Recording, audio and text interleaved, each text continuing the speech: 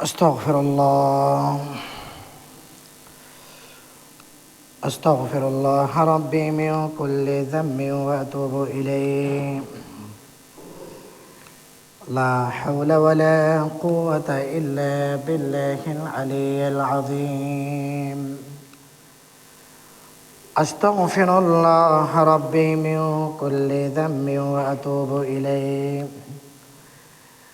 لا حول ولا قوة إلا بالله العلي العظيم. الحمد لله نحمده ونستعينه ونستغفره ونعوذ بالله من شرور أنفسنا ومن سيئات أعمالنا. من يهده الله فلا مضل له ومن يضلله فلن تجد له وليا مرشدا. ونشهد أن لا إله إلا الله وحده لا شريك له. ونشهد أن سيدنا وسندنا وحبيبنا وطبيبنا ومولانا محمدا عبده ورسوله الذي أرسله الله تعالى بالحق بشيرا ونذيرا وداعيا إلى الله بإذنه وسراجا منيرا. فقد قال الله تعالى في كلامه المجيد والفرقانه الحميد: أعوذ بالله من الشيطان الرجيم. بسم الله الرحمن الرحيم. سبحان الذي أسرى بعبده ليلا من المسجد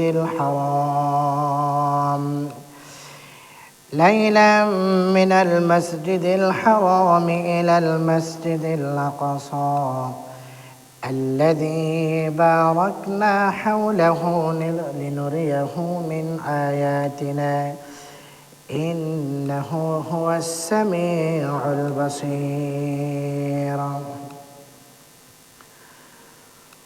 وقال رسول الله صلى الله عليه وسلم: إذا دخل رجب قال اللهم بارك لنا في رجب وشعبان وبلغنا رمضان. اللهم صل على محمد وعلى آل محمد كما صليت على إبراهيم وعلى آل إبراهيم إنك حميد مجيد. اللهم بارك على محمد وعلى آل محمد كما باركت على إبراهيم وعلى آل إبراهيم إنك حميد مجيد. উপস্থিত সম্মানিত মুসল্লিনে কেরাম, মাইকের আওয়াজের আওতাভুক্ত অত্র এলাকার দিনদার পর্দানশীল মা ও বোনেরা, মহান আল্লাহ তাআলার দরবারে শুকরিয়া যে আল্লাহ পাক প্রতি জুমার নেয় আজকের পবিত্র জুমাতেও আমরা কিছু তার গুনাহগার বান্দাদেরকে তার ঘর মসজিদে আসার এবং বসার জন্য যিনি সুযোগ করে দিলেন, আমরা সকলে কালিমাতুশ শুকর আদায় করে আলহামদুলিল্লাহ। সম্মানিত উপস্থিতি, আজকে যে বিষয়টি নিয়ে আমি আলোচনা করব বিষয়টি হলো মেরাজের আলোচনা। মেরাজ এটি আল্লাহ রসুল সাল্লাল্লাহু আলাইহি ওয়াসাল্লামের যত বড় বড় মুআজিজা ছিল তার মধ্য থেকে অন্যতম বড় একটি মুআজিজা হলো কি ভাই? মেরাজ।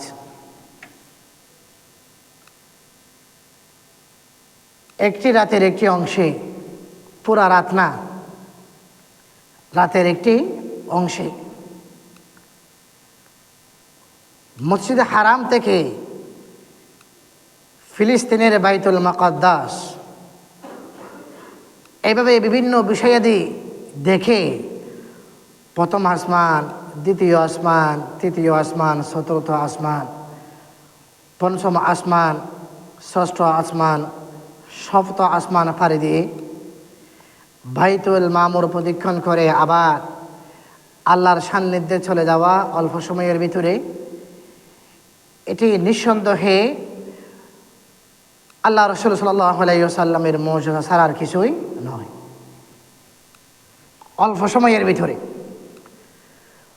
অথচ এক আসমান থেকে অন্য আসমানের দূরত্ব হলো হাজার হাজার বছরের রাস্তা। যে সব কিছু আল্লাহ তাআলা অল্প সময়ের ভিতরে, যিনি দুনিয়ার জগৎ থেকে আল্লাহর সান্নিধ্যে নিয়ে গিয়ে আবার দুনিয়ার মধ্যে পাঠানো, এটি আল্লাহ ছাড়া আর কোনো ব্যক্তি দ্বারা কি না ভাই সম্ভব নয়। এজন্য মুজিজা মেরাজ এটি আল্লাহ রাসূল সাল্লাল্লাহু আলাইহি ওয়াসাল্লামের অন্যতম একটি কি ভাই মুজিজা। এখন আসুন মেরাজের দিন তারিখ নিয়ে উলামায়ে কেরামের ভিতরে বিভিন্ন ধরনের মতবিরোধ ইখতিলাফ রয়েছে। সবচেয়ে যে বিষয়টি উলামায়ে কেরাম গুরুত্ব দিয়েছেন এটি হলো কি ভাই, রজব মাসের 26 তারিখ দিবাগত রাত, ওই রাতে আল্লাহ রাসূল সাল্লাল্লাহু আলাইহি ওয়াসাল্লামের কি হয়েছেন ভাই, মেরাজ হয়েছে। সুবহানাল্লাহ, সুবহানাল্লাহ। মেরাজ এটি কি ঘুমে হয়েছে নাকি স্বপ্নযোগ হয়েছে, নাকি সরাসরি আল্লাহ রাসূল সাল্লাল্লাহু আলাইহি ওয়াসাল্লাম নিজেই সশরীরে উপস্থিত হয়ে মেরাজ হয়েছে, এটি নিয়েও কথা আছে। তবে আহলে সুন্নাত ওয়াল জামাতের আকীদা বিশ্বাস হলো মেরাজ ঘুমের মধ্যে হয় নাই, স্বপ্নযোগ হয় নাই, মেরাজ হয়েছে সরাসরি আল্লাহ রাসূলের সরাসরি সশরীরে কি হয়েছে, মেরাজ হয়েছে। সুবহানাল্লাহ, সুবহানাল্লাহ। প্রিয় হাজিরিন, এজন্য আল্লাহ তাআলা সূরা বনী ইসরাঈলের প্রথম আয়াতের ভিতরে আল্লাহ বলেন কি, সুবহানাল্লাযী আসরা বিআবদিহি লাইলাম মিনাল মাসজিদিল হারামি ইলাল মাসজিদিল আকসা। সুবহান, দেখেন এই সূরার শুরুতেই যে শব্দ দিয়ে সূরাটি শুরু করা হয়েছে, শব্দটির নাম হলো কি, সুবহান। কি ভাই, সুবহান আল্লাযী আসরা। সুবহান, যে সুবহান এটি একটি হলো লফজ শব্দ, কালামে আরবের মধ্যে একটি ব্যবহার আছে। যখন আশ্চর্য কোনো বিষয় আসে, যে ঘটনাকে আশ্চর্য হিসাবে নেয়, তখন ওই ঘটনার মধ্যে যে শব্দ ব্যবহার করা হয় ওই শব্দের নাম হলো লফজ সুবহান। কি ভাই, সুবহান। তাহলে শব্দের দিক দিয়ে যদি আমরা একটু ভিতরে ঢুকি, শব্দ সুবহানটি এই ঘটনার দিকে উল্লেখ ইঙ্গিত করে যে এটি নিঃসন্দেহে আশ্চর্য একটি ঘটনা, সেই দিকে ইঙ্গিত করার জন্য আল্লাহ তাআলা লফজ সুবহান এই শব্দটি আল্লাহ তাআলা ব্যবহার করেছেন। সুবহানাল্লাযী আসরা বিআবদিহি লাইলাম মিনাল মাসজিদিল হারাম। আল্লাহ বলেন, আমি আল্লাহ সুবহানাল্লাযী আসরা বিআবদিহি। আব্দুল শব্দের অর্থ হলো রূহ এবং জিসিম যাদের আছে তাদেরকে আব্দ বলা হয়, আর আরব থেকে উদ্দেশ্য হলো আল্লাহ রাসূল সাল্লাল্লাহু আলাইহি ওয়াসাল্লাম। সুবহানাল্লাযী আসরা বিআবদিহি, আল্লাহ বলেন কি, আমি আল্লাহ আমার প্রিয় বান্দা হযরত মুহাম্মদুর রাসূলুল্লাহ সাল্লাল্লাহু আলাইহি ওয়াসাল্লামকে রজব মাসের 27 তারিখে আমার হাবিব মুহাম্মদুর রাসূলুল্লাহ সাল্লাল্লাহু আলাইহি ওয়াসাল্লামকে হারাম শরীফ থেকে আল্লাহর রাসূলকে নিয়ে গেছেন কোথায়? বাইতুল মুকাদ্দাসে। সুবহানাল্লাহ, সুবহানাল্লাহ। এখন এখানে আরেকটি কথা হলো, মেরাজ কেন হলো? মেরাজের প্রেক্ষাপট কি? উলামায়ে কেরাম কিছু ঘটনা উল্লেখ করেছেন। আল্লাহ রাসূল সাল্লাল্লাহু আলাইহি ওয়াসাল্লাম মক্কার মধ্যে সবচেয়ে যার সাপোর্ট আল্লাহ রাসূল সাল্লাল্লাহু আলাইহি ওয়াসাল্লাম বেশি পেয়েছেন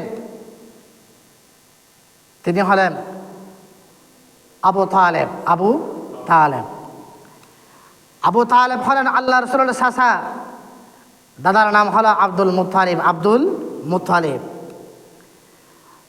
আবু তালেব আল্লাহ রাসূল সাল্লাল্লাহু আলাইহি ওয়াসাল্লামকে নানান দিক দিয়ে আল্লাহ রাসূলকে সাহায্য করতো। সুবহানাল্লাহ। কিন্তু ঈমান আনা নাই। কি আনা নাই? ঈমান আনা নাই। আল্লাহ রাসূলকে নানাভাবে সাহায্য করত আর ঘরের মধ্যে পরেশানি দূর করার জন্য প্রতিনিয়ত সুন্দর পরামর্শ দিত। তিনি হলেন খাদিজাতুল কুবরা রাদিয়াল্লাহু তাআলা আনহা। আল্লাহ রাসূল সাল্লাল্লাহু আলাইহি ওয়াসাল্লামের চাচা আবু তালেব দুনিয়া থেকে ইন্তেকাল হয়ে গেছেন। আল্লাহ রাসূল সাল্লাল্লাহু আলাইহি ওয়াসাল্লাম অত্যন্ত পরেশান ছিলেন। আবু তালেবের ইন্তেকালের কিছুদিন পর খাদিজাতুল কুবরা রাদিয়াল্লাহু তাআলা আনহা তিনিও ইন্তেকাল হয়ে গেলেন। যে দুজন ব্যক্তি আল্লাহ রাসূলকে সবচেয়ে বেশি সাপোর্ট দিত, সুন্দর পরামর্শ দিত, দুইজন ব্যক্তি কি হয়ে গেছে? ইন্তেকাল হয়ে গেছে। আর ওইদিকে আল্লাহ রাসূল সাল্লাল্লাহু আলাইহি ওয়াসাল্লাম চলে গেলেন তাইফের ময়দানে। কোথায়? তাইফের ময়দানে। তায়েফবাসী আল্লাহ রাসূল সাল্লাল্লাহু আলাইহি ওয়াসাল্লামের সাথে সুন্দর আচরণ করে নাই। আল্লাহ রাসূলকে কষ্ট দিয়েছিল, লাঞ্ছিত করেছিল, অপদস্থ করেছিল। আল্লাহ রাসূল সাল্লাল্লাহু আলাইহি ওয়াসাল্লাম অত্যন্ত পরেশান হলেন। একদিকে আল্লাহ রাসূলের চাচা আবু তালেব ইন্তেকাল হয়ে গেছে, আরেকদিকে আল্লাহ রাসূলের সহধর্মিণী খাদিজাতুল কুবরা রাদিয়াল্লাহু তাআলা আনহা ইন্তেকাল হয়ে গেছে। অপরদিকে তাইফের ময়দানের মধ্যে আল্লাহ রাসূল সাল্লাল্লাহু আলাইহি ওয়াসাল্লাম অপদস্থ লাঞ্ছিত হয়েছেন। তিনটি ঘটনা আল্লাহ রাসূল সাল্লাল্লাহু আলাইহি ওয়াসাল্লামকে মারাত্মকভাবে দিলের মধ্যে আঘাত দিয়েছে। ফলে আল্লাহ তাআলা সিদ্ধান্ত গ্রহণ করলেন, আল্লাহর হাবিব মুহাম্মদুর রাসূলুল্লাহ সাল্লাল্লাহু আলাইহি ওয়াসাল্লাম যেহেতু অত্যন্ত পরেশানির ভিতরে আছে, আল্লাহ তাআলা বুঝাই দিয়েছিলেন, হাবিব আপনি আমার সুবিচার রাজত্ব দেখুন, জান্নাত দেখুন, জাহান্নাম দেখুন, এমন আশ্চর্য বিষয়গুলো আপনি দেখুন।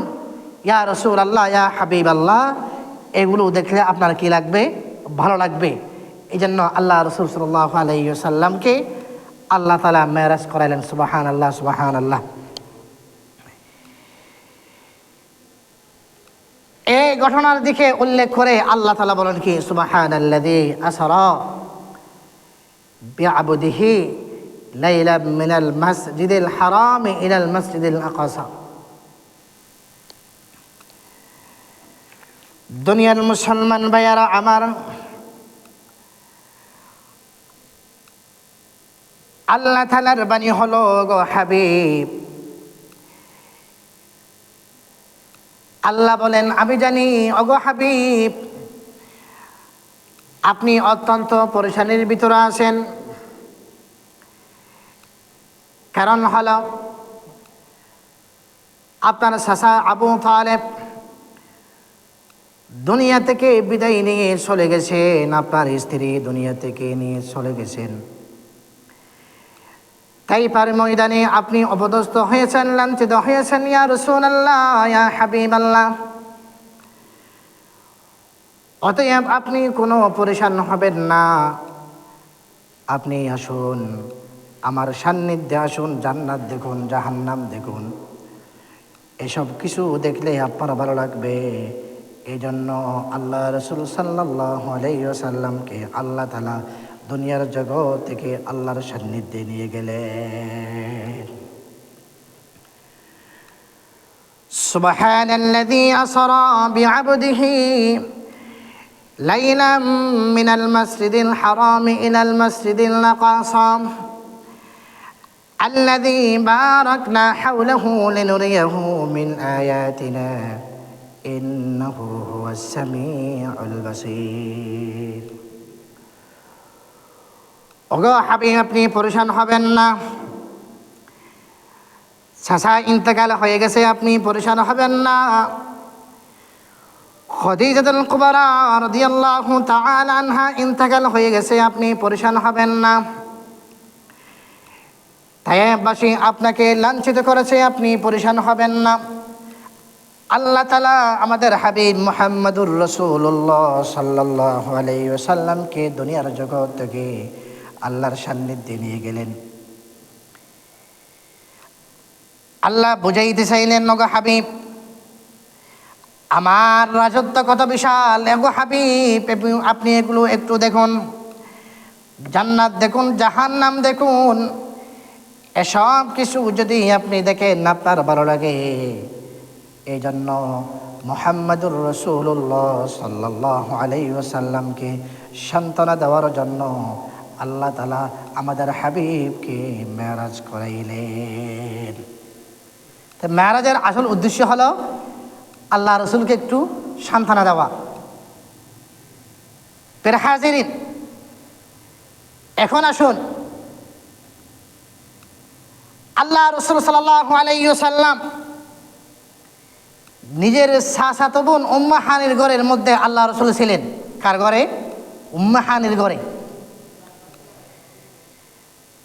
ওখানে আল্লাহ রসুলের একটি কক্ষ ছিল, রুম ছিল। আল্লাহ রসুল সাল্লাল্লাহু আলাইহি ওয়াসাল্লাম সুঅবস্থার মধ্যে ছিলেন। হঠাৎ করে দুইজন ফেরেশতা, জিবরাইল আলাইহিস সালাম এবং মিকাইল আলাইহিস সালাম, আল্লাহ রসুল সাল্লাল্লাহু আলাইহি ওয়াসাল্লামের হুজরার মধ্যে আসলেন। আল্লাহ রসুল সাল্লাল্লাহু আলাইহি ওয়াসাল্লামকে বললেন, ওগো হাবিব, আপনাকে যেতে হবে, আপনাকে যেতে হবে। আল্লাহ রসুল সাল্লাল্লাহু আলাইহি ওয়াসাল্লামকে উম্মে হানির ঘর থেকে জিবরাইল এবং মিকাইল আলাইহিস সালাম আল্লাহ রসুলকে জমজমের কিনারায় নিয়ে আসলেন। সুবহানাল্লাহ, সুবহানাল্লাহ। আল্লাহ রসুল সাল্লাল্লাহু আলাইহি ওয়াসাল্লামকে জমজমের কূপের নিকটে নিয়ে আসলেন। তারপর কি করলেন? আল্লাহ রসুল সাল্লাল্লাহু আলাইহি ওয়াসাল্লামের কলবা আতাহার একটু খেয়াল করি ভাই, কলবা আতাহা, হৃৎপিণ্ড, কলব খানাকে বের করে ফেললেন। সুবহানাল্লাহ বলেন, কলব বের করে ফেললেন। সুবহানাল্লাহ। জমজমের পানি দিয়ে একটি তস্তরি আনা হলো, পেয়ালা আনা হলো। পেয়ালার মধ্যে আল্লাহ রসুল সাল্লাল্লাহু আলাইহি ওয়াসাল্লাম কলবখানা রাখলেন, জমজমের পানি দিয়ে কি করলেন? পরিষ্কার করলেন। সুবহানাল্লাহ, সুবহানাল্লাহ। জমজমের পানি দিয়ে আল্লাহ রসুল সাল্লাল্লাহু আলাইহি ওয়াসাল্লামের কলবা আতাহারকে পরিষ্কার করে, পরিচ্ছন্ন করে, ঈমান এবং হিকমত দিয়ে আল্লাহ রসুল সাল্লাল্লাহু আলাইহি ওয়াসাল্লামের কলিজাকে, কলবকে আল্লাহ তাআলা ভরপুর করে দিলেন। সুবহানাল্লাহ, সুবহানাল্লাহ, সুবহানাল্লাহ। এখানে একটি প্রশ্ন, কেন আল্লাহ রসুল সাল্লাল্লাহু আলাইহি ওয়াসাল্লামের কলবখানা বের করা হলো? উত্তর হলো কি জানেন? উত্তর হলো কি, আল্লাহ রসুল আল্লাহর সান্নিধ্যে যাবে, আল্লাহর কাছে যাবে। আল্লাহর কাছে যেতে যে পরিমাণ শক্তির দরকার ওই পরিমাণ শক্তি আল্লাহ তাআলা কলবের ভিতরে আল্লাহ তাআলা দান করলেন। সুবহানাল্লাহ বলেন, সুবহানাল্লাহ। কলবা আতাহা, কলবখানা বের করে কলবের ভিতরে আল্লাহ তাআলা ঈমান এবং হিকমত দিয়ে আল্লাহ রাসূল কলবখানাকে ভরপুর করে দিলেন। সুবহানাল্লাহ, সুবহানাল্লাহ। দেখেন, কলিজা ছিঁড়ে শক্ত সাদা সিনাকে পেড়ে কলব বের করে আবার জমজমের পানি দিয়ে পরিষ্কার করে আবার নির্দিষ্ট স্থানের মধ্যে কলবখানা রেখে দিয়ে ঈমান হিকমত দিয়ে আবার আগের মতো করে শরীরখানা ঠিক হয়ে গেল। এটি আল্লাহ ছাড়া আর কোনো ব্যক্তির দ্বারা, কোনো মানুষের দ্বারা কি নয়, সম্ভব নয়। সুবহানাল্লাহ, সুবহানাল্লাহ। একটু খেয়াল করি ভাই, আল্লাহ রাসূল সাল্লাল্লাহু আলাইহি ওয়াসাল্লামের জীবদ্দশায় এই কলবখানা বের করা হয়েছে তিনবার। কয়বার? তিনবার। কয়বার? তিনবার। তিনবার কলবখানা বের করা হয়েছে। একবার হলো আল্লাহ রাসূল সাল্লাল্লাহু আলাইহি ওয়াসাল্লাম রাসূলের দুধমা হালিমাতুস সাদিয়া রাদিয়াল্লাহু তাআলা আনহা বকরু নিয়ে যখন তিনি ওই মেষগুলো নিয়ে যখন আল্লাহ রাসূল ওই মরুভূমির মধ্যে গেলেন, ওই অবস্থার মধ্যে একবার হয়েছিল। আরেকবার হলো 20 বছর বয়সে। কয় বছর বয়সে? 20 বছর বয়সে। আরেকবার হলো মেরাজের রজনীতে। সুবহানাল্লাহ বলেন, সুবহানাল্লাহ। তিনবার আল্লাহ রাসূল সাল্লাল্লাহু আলাইহি ওয়াসাল্লামের কলবখানাকে বের করা হলো। তার কারণ কি একটু খেয়াল করি ভাই। যে 9 বছর বয়সে, অল্প বয়সের বয়সে কলবখানা বের করার অর্থই হলো 9-10 বছর বাচ্চাদের দিলের ভিতরে খেলা খাওয়া, বিলাহালে ঘুরা, এই ধরনের অভ্যাস থাকে কিনা ভাই? থাকে। ওইটা যেন দূর হয়ে যায়, এই জন্য কলবখানা আল্লাহ তাআলা কি করে দিলেন? পরিষ্কার করে দিলেন। সুবহানাল্লাহ, সুবহানাল্লাহ। 2 নম্বর হলো 20 বছর বয়সে। কয় বছর বয়সে? 20 বছর বয়সে। 20 বছর বয়সে আবার কলবখানা বের করে আবার পরিষ্কার করে দিলেন। কেন? ওই বয়সের মধ্যে মানুষ বিভিন্ন জায়গার মধ্যে ঘুরে, তারুণ্য থাকে, বয়স থাকে, বিভিন্ন জায়গার মধ্যে ঘুরে ফিরে, ঠিক কিনা ভাই? 20 বছর বয়সের মধ্যে বিভিন্ন ধরনের আমরা অপরাধের সাথে যুক্ত হয়ে যায়। আল্লাহ তাআলা কুদরতিভাবে 20 বছর বয়সে আল্লাহ রাসূল সাল্লাল্লাহু আলাইহি ওয়াসাল্লামের কলবখানা আল্লাহ তাআলা আবার পরিষ্কার করে দিলেন। সুবহানাল্লাহ, সুবহানাল্লাহ, সুবহানাল্লাহ। তৃতীয়ত হলো মেরাজের রজনীতে। কিসের রজনীতে? মেরাজের রজনীতে জমজমের কূপের কিনারা নিয়ে গিয়ে জিবরাইল এবং মিকাইল আলাইহিস সালাম আল্লাহ রাসূল সাল্লাল্লাহু আলাইহি ওয়াসাল্লামের কলবখানা বের করে স্বর্ণের তস্তরি আনা হলো, স্বর্ণের পেয়ারা আনা হলো। স্বর্ণের পেয়ারার মধ্যে আল্লাহ রাসূল সাল্লাল্লাহু আলাইহি ওয়াসাল্লামের কলবা আতাহারকে এই জায়গার মধ্যে রেখে ঈমান এবং হিকমত দিয়ে জমজমের পানি দিয়ে পরিষ্কার করে ঈমান এবং হিকমত দিয়ে আবার নির্দিষ্ট জায়গার মধ্যে কলবখানা আল্লাহ তাআলা আবার কি করে দিলেন? প্রতিস্থাপন করলেন। সুবহানাল্লাহ, সুবহানাল্লাহ। প্রিয় হাজিরিন, সবচেয়ে আশ্চর্যের বিষয় হলো দেখুন, আমাদের দেখুন কি হয়, একটু খেয়াল করি ভাই। আমাদের দেখুন সার্জারি হয়, অপারেশন হয়, শরীরের মধ্যে চিহ্ন থাকে কিনা ভাই? চিহ্ন থাকে, আঘাতের চিহ্ন থাকে। আপনার হাতের মধ্যে মনে করো একটা ফোড়া হয়েছে, ফোড়া, এটি যখন একটু ফুসগুলো বের করা হবে, এটা দাগ থাকবে। কি থাকবে? দাগ থাকবে। আপনার যদি হার্ট, ওপেন হার্ট সার্জারি হয়, তখন সিনার মাঝখানে একটা কি থাকে ভাই? চিহ্ন থাকে। আর আল্লাহ রাসূল সাল্লাল্লাহু আলাইহি ওয়াসাল্লামের কুদরতি এই অপারেশনগুলো হওয়ার পর কোনো কি ছিল না? চিহ্ন ছিল না। সুবহানাল্লাহ, সুবহানাল্লাহ, সুবহানাল্লাহ। দুনিয়ার মুসলমান ভাইয়ারা আমার একটু খেয়াল করি, আল্লাহ রাসূল সাল্লাল্লাহু আলাইহি ওয়াসাল্লামকে যখন কি করা হলো, জমজমের পানি দ্বারা আল্লাহ রাসূল সাল্লাল্লাহু আলাইহি ওয়াসাল্লামের কলব আতাহার পরিষ্কার করা হলো। আবার প্রতিস্থাপন করা হলো। কারণ কি, নবী মুহাম্মদুর রাসূলুল্লাহ সাল্লাল্লাহু আলাইহি ওয়াসাল্লামকে দুনিয়ার জগৎ থেকে আল্লাহর কাছে নিয়ে যাবেন। আল্লাহর কাছে যেতে যত পরিমাণ শক্তির দরকার সব কিছু আল্লাহ তাআলা কলবের ভিতরে আল্লাহ তাআলা দান করলেন। তারপর কি হলাম, প্রিয় ভাইয়েরা আমার, একটি সওয়ারি আনা হলো। কে আনা হলো? সওয়ারি আনা হলো। সওয়ারিকে যখন আনলেন, ওই অবস্থার মধ্যে আল্লাহ রাসূল সাল্লাল্লাহু আলাইহি ওয়াসাল্লাম সওয়ারির মধ্যে উঠবেন। একটু খেয়াল করেন, সওয়ারির মধ্যে আরোহণ হবেন। ওই অবস্থার মধ্যে সওয়ারি একটু লাফাইতে লাগলো। জিবরাইল আলাইহিস সালাম সওয়ারিকে বললেন, হে সওয়ারি শোনো, তুমি কি জানো একটু বড় তোমার পিঠের মধ্যে যে আরোহণ হবে সে হলো বিশ্বনবী মুহাম্মদুর রাসূলুল্লাহ সাল্লাল্লাহু আলাইহি ওয়াসাল্লাম। আল্লাহ রাসূল সাল্লাল্লাহু আলাইহি ওয়াসাল্লামের পরিচয় দেওয়ার পর অটোমেটিক্যালি সওয়ারি লজ্জাবনত হয়ে তার পিঠ থেকে, শরীর থেকে ঘাম বের হতে শুরু হলো। সওয়ারি প্রথমে একটু আনজি ফিল করলেন, আমার ফিটের উপর কে উঠবে। জিবরাইল আলাইহিস সালাম যখন বললেন, হে সওয়ারি তুমি কি জানো তোমার ফিটের মধ্যে কে আরোহণ হবে? বিশ্বনবী হযরত মুহাম্মদুর রাসূলুল্লাহ সাল্লাল্লাহু আলাইহি ওয়াসাল্লাম, মহানবী মুহাম্মদুর রাসূলুল্লাহ সাল্লাল্লাহু আলাইহি ওয়াসাল্লাম তোমার ফিটের মধ্যে আরোহণ হবে।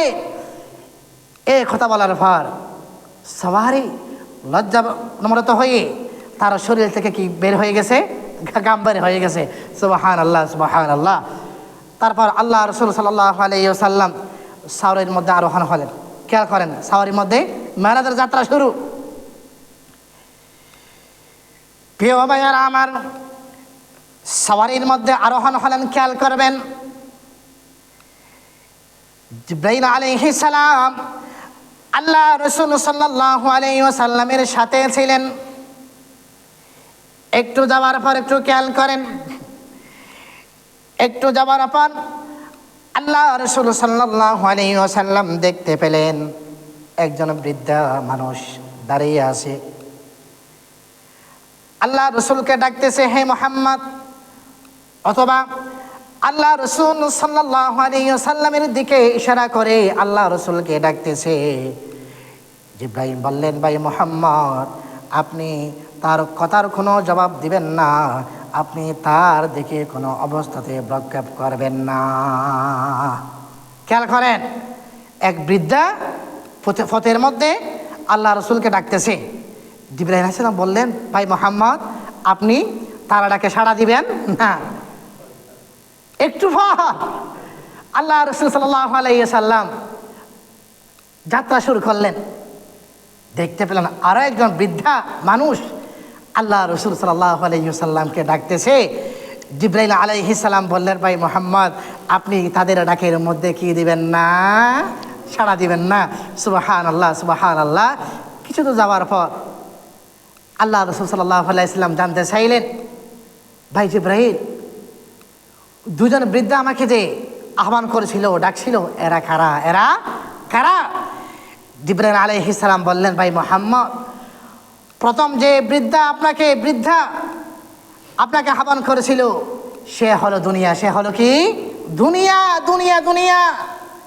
বুঝাইতে চাইলেন বৃদ্ধা মানুষ, তার হায়াতের লম্বা হায়াত শেষ হয়ে গেছে, বাকি অল্প হায়াত আছে, তারপর তার হায়াত কি হয়ে যাবে? শেষ হয়ে যাবে।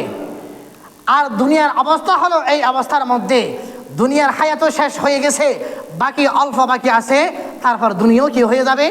শেষ হয়ে যাবে। দ্বিতীয় যে বৃদ্ধা আপনাকে আহ্বান করেছিল সে হলো শয়তান। সে হলো কি? শয়তান। তারা আপনাকে তাদের দিকে আকৃষ্ট করার জন্য আহ্বান করেছিল, এই জন্য আপনাকে না করেছিলাম, তাদের কথার কোনো জবাব দিবেন না। সুবহানাল্লাহ বলেন, সুবহানাল্লাহ। দুনিয়ার মুসলমান ভাইয়ারা আমার খেয়াল করুন, নবী মুহাম্মদুর রাসূলুল্লাহ সাল্লাল্লাহু আলাইহি ওয়াসাল্লাম যাত্রা শুরু করলেন। যাত্রাপথে কিছু মানুষকে দেখলেন। জিবরাইল আলাইহিস সালাম আল্লাহ রসুলকে বললেন, ভাই মুহাম্মদ, আপনি এদের সাথে কথা বলুন, এরা আপনার কাছে কিছু বিষয় জানতে চাইলে প্রতিটি কথার আপনি জবাব দিবেন। সুবহানাল্লাহ বলেন।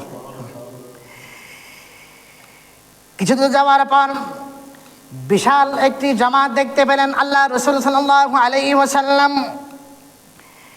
ভাইয়েরা আমার, ওই জামাতের মধ্যে সাইয়্যিদানা ইব্রাহিম আলাইহিস সালাম ছিল, ঈসা আলাইহিস সালাম ছিল, মূসা আলাইহিস সালাম ছিল।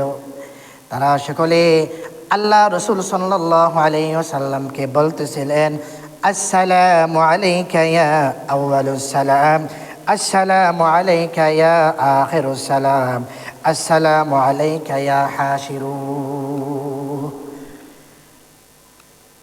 এইভাবে যখন তারা আল্লাহ রসুল সাল্লাল্লাহু আলাইহি ওয়াসাল্লামকে সালাম অভ্যর্থনা জানালেন, আল্লাহ রসুল সাল্লাল্লাহু আলাইহি ওয়াসাল্লাম তাদের সাথে সাক্ষাৎ হলো, তাদের সাথে কথা বললেন। ওই অবস্থার মধ্যে আল্লাহ রসুল সাল্লাল্লাহু আলাইহি ওয়াসাল্লাম ওই হালতের মধ্যে মূসা আলাইহিস সালামকে নামাজরত অবস্থার মধ্যে আল্লাহ রসুল সরাসরি চোখে দেখেছেন। সুবহানাল্লাহ, সুবহানাল্লাহ, সুবহানাল্লাহ। এজন্য ভাই, মেরাজ এটি আল্লাহ রসুল সাল্লাল্লাহু আলাইহি ওয়াসাল্লামের যত বড় বড় কি আছে, মর্যাদা আছে, তার মধ্য থেকে অন্যতম মর্যাদা হলো কি ভাই? মেরাজ। বলেন কি? মেরাজ। রাতের একটি অংশে, পুরা রাতে না, রাতের একটি অংশে কোথায়? খানে কাবা, জমজমের কূপ, ওখান থেকে আবার ফিলিস্তিনের বাইতুল মুকাদ্দাস, মাঝপথে অনেক কিছু দেখা।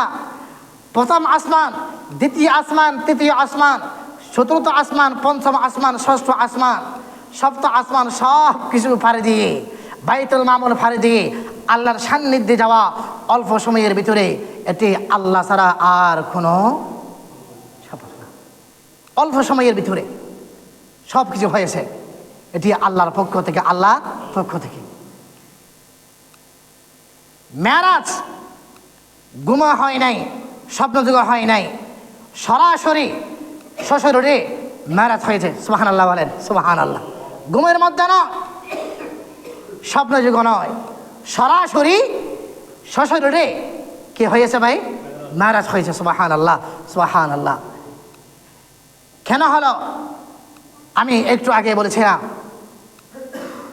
আল্লাহ রাসূল সাল্লাল্লাহু আলাইহি ওয়াসাল্লামের চাচা আবু তালেব ইন্তেকাল হয়ে গেছে। খাদিজাতুল কুবরা রাদিয়াল্লাহু তাআলা আনহা ইন্তেকাল হয়ে গেছে। দুইজন ব্যক্তির সাহায্য সহযোগিতা আল্লাহ রাসূল সাল্লাল্লাহু আলাইহি ওয়াসাল্লাম সবসময় পাইতেন।